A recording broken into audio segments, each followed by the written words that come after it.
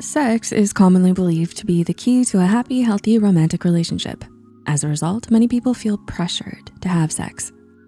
Young people think that sex presents a rite of passage into adulthood, while adults feel that they need to maintain sexual relations to continue being perceived as mature. But it is perfectly okay to not want sex, even as an adult. It's not childish or immature. To have sex is a choice. If you or someone you love shows signs of sexual aversion, please be kind and considerate.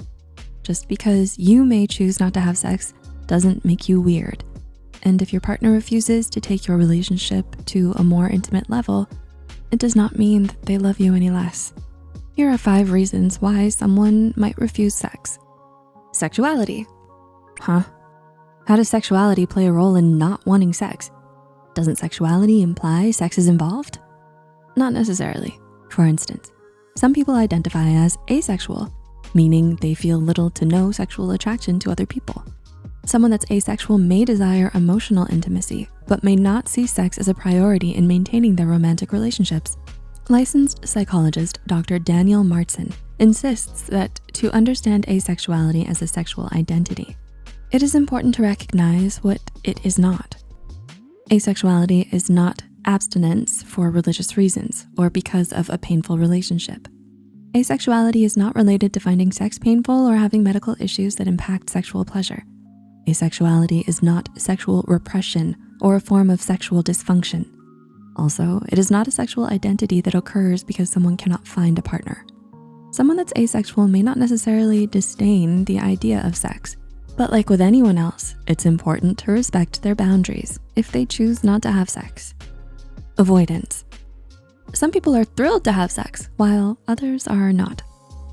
Others can be downright scared or apprehensive at the mere thought.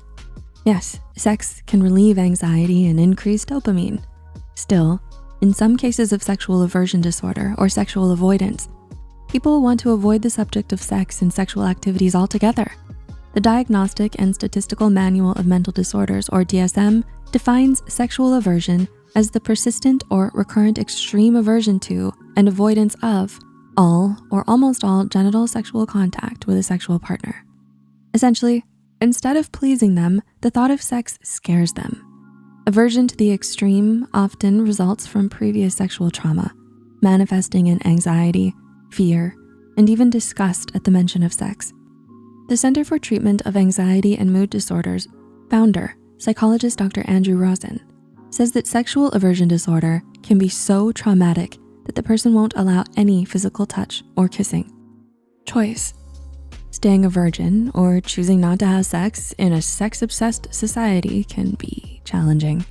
Being a virgin has been stigmatized profusely, but thousands of people choose to remain single or remain virgins by choice. Some people choose to refuse sex until after marriage. Some have religions that require them to remain celibate. Some don't feel ready for sex, and some people just don't enjoy sex. Sexologist and author of The Sex and Pleasure book, Dr. Carol Queen, says, the important element is that the celibate person has chosen to be celibate. Sex positive doesn't mean that everyone is having a ton of sex. It means that each person should be able to create the consensual sex life that's right for them, unimpeded by outside restrictions, which include the option of celibacy. Not everyone practicing celibacy is religious, prudish, or scared of commitment. They're making a simple choice. Body image. Yes, it may be easy to tell your partner that they're beautiful or even sexy, but with enough negative self-talk, those words can fall on deaf ears.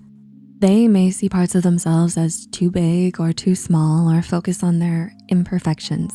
This self-deprecation is often the result of body dysmorphic disorder, or BDD, which refers to a body image disorder characterized by persistent and intrusive preoccupations or thoughts with an imagined or slight defect in one's physical appearance. According to the Anxiety and Depression Association of America, BDD affects about 1 in 50 people. So before you poke at your partner for that mole on their butt, think about how your words will affect them. Certified sex therapist Lori Watson insists that body image can really mess with our heads in bed and inevitably affect our sexual desire. According to Watson, if a woman, for example, feels like her body is unattractive, It leads to lower sexual self-esteem, which then often leads to avoidance of sexual activity. The more critically someone views themselves and their body, the less likely they'll want to be seen and touched. Addiction.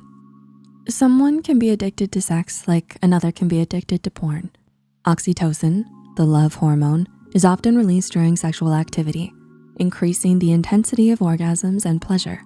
It's not hard to believe that anyone could become addicted to sex when the chemicals released during it make you feel so good. Oxytocin, dopamine, and serotonin are dubbed the happy hormones for a reason. It makes sense why someone would want to feel them constantly and inevitably become addicted.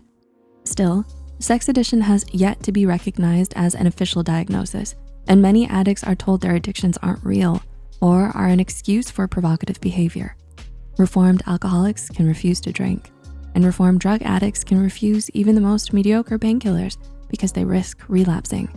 Likewise, sex addicts should hold the right to refuse sex if they fear relapsing. According to psychologist Eliza Hartney, sex addiction is not a new concept. Historical records dating back to ancient Rome and 2nd century Greece report excessive sexuality, also known as hypersexuality in men and nymphomania in women. However, the modern concept of sex addiction was popularized by author and counselor Patrick Carnes.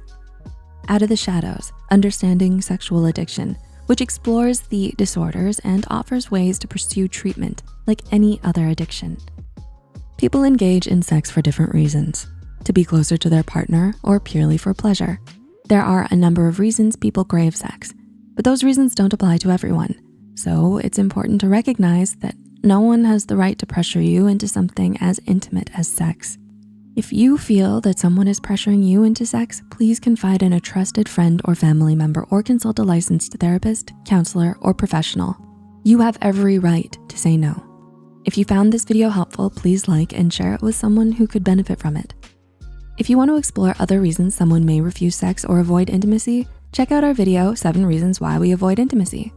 If you think you may be asexual, check out our video, What Does It Mean to Be Asexual? If you know someone who is asexual and want to make more of an effort to understand them, check out our other video, 10 Things People Get Wrong About Asexual People.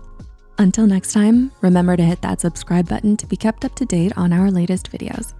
Take care, and remember that you matter.